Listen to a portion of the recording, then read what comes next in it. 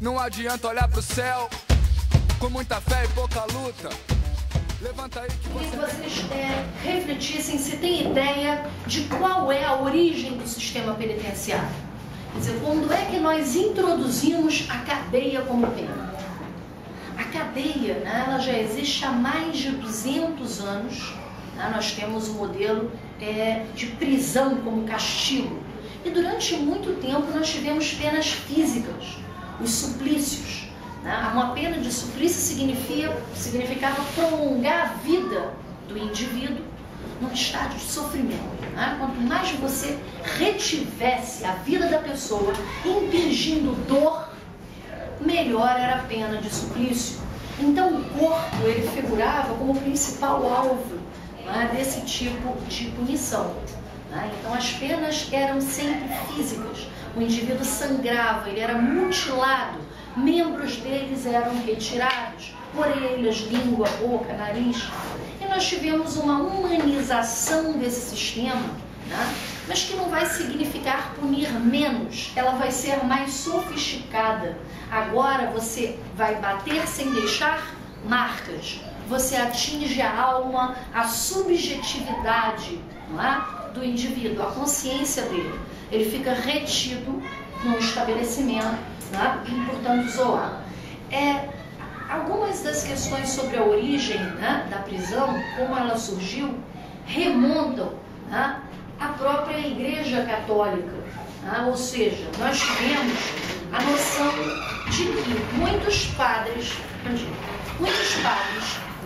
uma bela camisa, seja bem-vindo, viu? A ideia de que muitos padres, né, não se submetiam, havia uma certa proteção da igreja para que eles não se submetessem a penalidades físicas.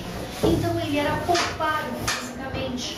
Quando ele cometesse o que nós chamamos de crime, que correspondia ao pecado, né, nós tínhamos essa aproximação entre crime e pecado. A ideia do reprovável moralmente sempre correspondia a um crime, a um delito. Ele deveria ficar expiando essa pena, né? Ou seja, se penitenciando em absoluto isolamento, certo? Essa ideia de se penitenciar em absoluto isolamento traduzia, portanto, a noção de castigo. Ele ficava ali, não é, refletindo sobre seus atos, em estado de clausura, tá certo? Num mosteiro. Então, o que nós notamos? Leva para lá. O que nós notamos? Que nesse momento inicial, nós vamos ter, sim, a origem, né, partindo do modelo penitenciário, mas logo, vinculada, não é, à igreja, mas logo em seguida ela vai ser a prisão muito bem apropriada, né, pelo modelo capitalista. E ela vai se tornar praticamente o símbolo de punição da sociedade capitalista. Porque todos os indivíduos excluídos, de modo seletivo, eram pensados pelo sistema prisional. E na medida em que isso acontecia, eles eram levados a essa reclusão. E lá eles deveriam se disciplinar ao trabalho.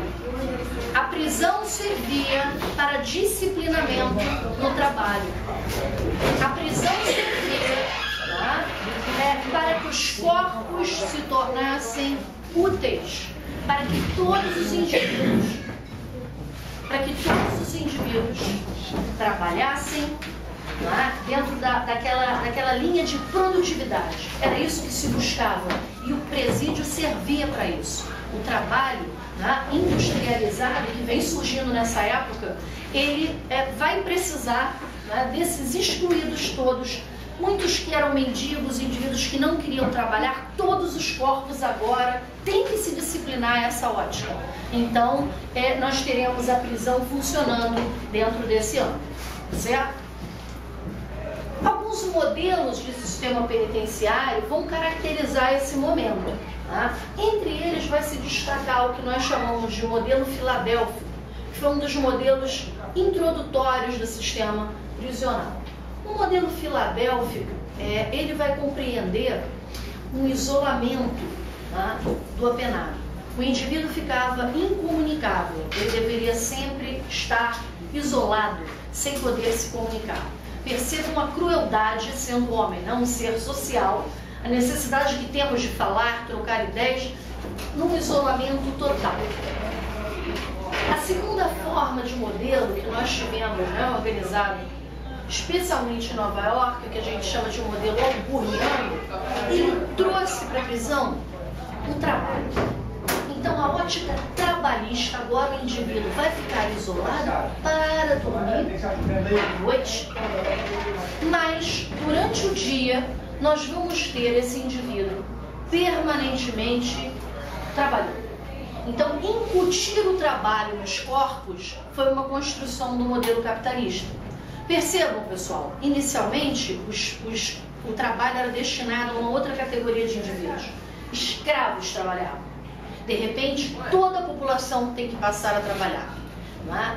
Introjetar nas pessoas a ótica de um trabalho que, ainda mais no período, não é, industrial, chegava a 10, a 12, não é, 20 e até 22 horas diárias, onde ele dormia 2, 4 horas trabalhando permanentemente. Não foi nada fácil. Né? Incutir essa ótica em que o indivíduo tem que acordar e direcionar toda a sua existência ao trabalho.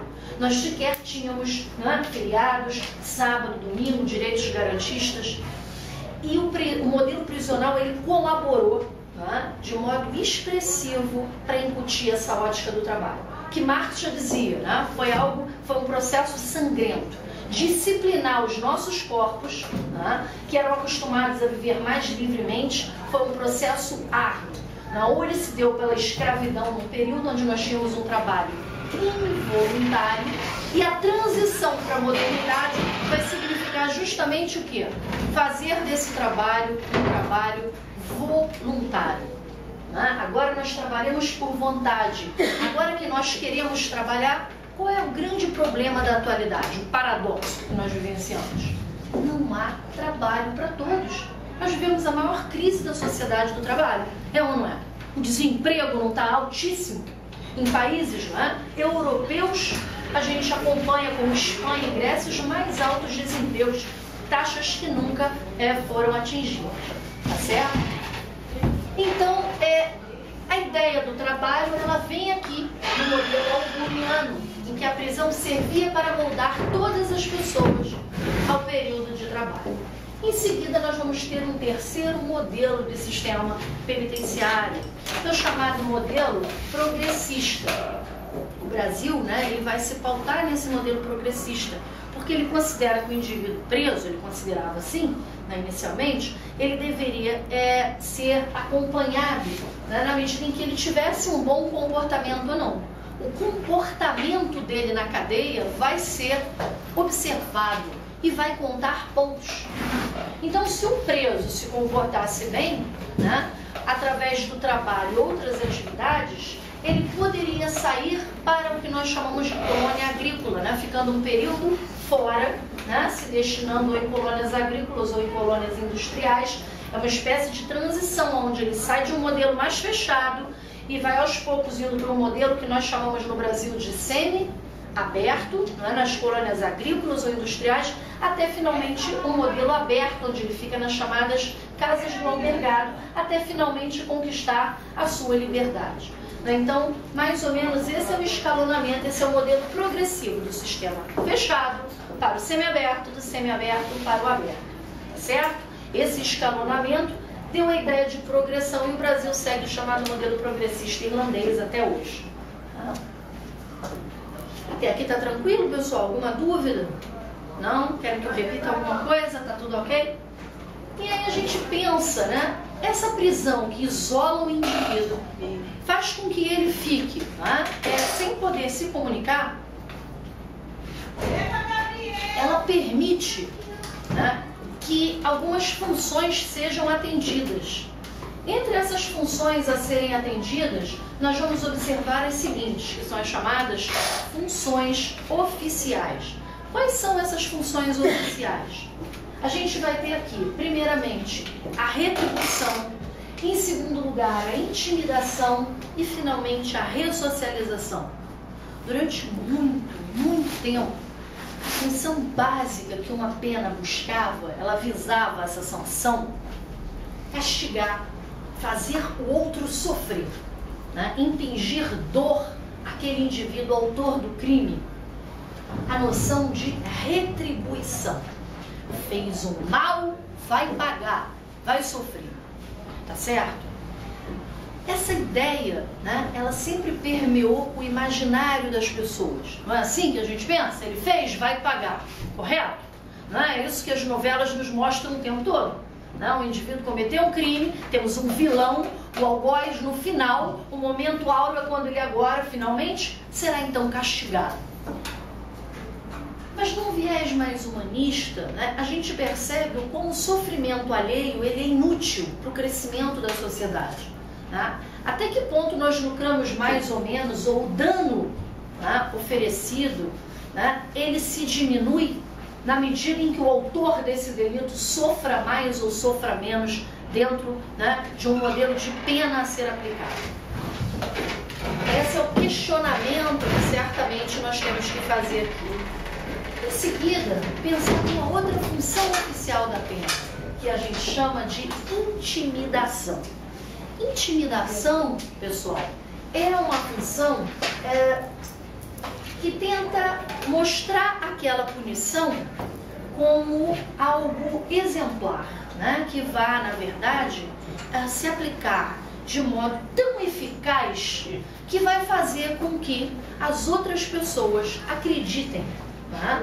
Que cometer o crime não vale a pena, porque o indivíduo está sofrendo os efeitos daquele crime que ele cometeu.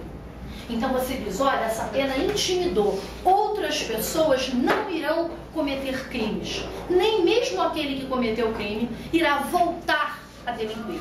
Por quê? Né? Porque a pena realizou essa função de exemplaridade. Ela foi tão eficaz que esse caso vai servir de exemplo, tá certo? Então é isso que nós chamamos de intimidação. E, por fim, o que nós chamamos de função de ressocialização ou reintegração. Esse é o discurso oficial, né, de função da pena. Então a pena serviria para que o indivíduo se ressocializasse, não cometesse outro delito, não é? Na medida em que ele pudesse retornar à sociedade depois da pena como uma pessoa melhor. Então ele vai voltar e agora estar inserido na sociedade. Mas se nós vemos que dentro do modelo capitalista o trabalho, não é uma base que define a identificação de cada um, não é? O trabalho analisa o papel de cada um dentro da comunidade, um indivíduo que foi punido com a prisão, dificilmente ele conseguirá um trabalho que o inclua, correto? Então essa reflexão a partir do trabalho, ela denota essa duplicação, né, de inseri-lo, porque trabalho dificilmente ele irá conseguir. No momento em que as pessoas que não cometeram crimes já têm essa dificuldade, imaginem ainda um indivíduo que tem esse rótulo, esse estigma de presidiário, né? Para ele será ainda mais difícil. E como dizer que colocar alguém entre quatro paredes, né, alguém preso, confinado, excluído dentro de muros, você estará incluindo melhor na vida em sociedade. Então a gente percebe a dificuldade dessas funções se ajustarem. Né? Quando a gente fala que a prisão intimida e a gente verifica que o número de presos que voltam a cometer delitos, a professora Vani vai comentar isso mais adiante, os chamados casos de reincidência, são muito altos, nós percebemos que a pena não intimida. E o número de crimes novos que acontecem. Então a sanção não consegue nem intimidar e nem ressocializar. Na realidade, o que a prisão faz hoje é basicamente fazer o indivíduo sofrer. Tá? Então o grau de sofrimento é muito elevado dentro dos presídios, mas ele não faz com que as pessoas se tornem pessoas melhores e nem que deixem de delinquir. Por isso, muitos autores falam da falência e do fracasso da pena de prisão. E se nós pensarmos extraoficialmente, na prática, Para quem acompanha, alguém já visitou o sistema penitenciário aqui? Não? Ninguém nunca entrou no presídio? Já tantas vezes, né? Vocês, alguém já? Isso, algumas pessoas que já estiveram sabem que na cadeia, nenhum diretor de unidade, ninguém está preocupado com a ressocialização. As pessoas estão preocupadas com o quê? Segurança e disciplina. Disciplina, né? Para que o preso fique obediente, para que o preso não crie nenhuma complicação, né? Não faça um motim, uma rebelião. E com segurança, que nenhum preso tente fugir da unidade. Porque isso significa instauração de inquérito administrativo, ameaça a situação do agente penitenciário, do diretor da unidade, né? Desestabiliza o sistema prisional. De maneira, pessoal, que essas são as funções que, de fato, a prisão, na prática, está preocupada. Disciplina e segurança. Né? Quando a gente pensa nesse sistema prisional, eu coloco para vocês alguns fundamentos, algumas peculiaridades e características. Tá? Entre elas, a gente destaca as seguintes. A prisão, né? A questão do cometimento dos crimes, os crimes eles acontecem em todas as camadas da sociedade. Então, se ele ocorre em todas as camadas da sociedade, por que será que a maior parte dos indivíduos presos são pobres e negros? Por quê? Muito bem, por quê? Porque há o que a gente chama de seletividade. O sistema é feito para pensar, não é? Para capturar apenas uma categoria de indivíduos que cometem crime. E nós temos ainda o que a gente chama de cifra oculta. Milhares de crimes que acontecem todo dia que nem mesmo chegam, não é, a ser deslumbrados. Essa categoria oculta da criminalidade, né? Então, é o indivíduo que está ali vendendo um CD pirata, você que foi lá e comprou um DVD pirata, né? É você que vai lá, você que eu digo todos nós, né? Qualquer um de nós. Enfim, né? Que fumou um baseado discretamente ali e ninguém viu, né? Subtraiu um chocolatinho, um bombom, né, Vani? Ali na loja americana, né?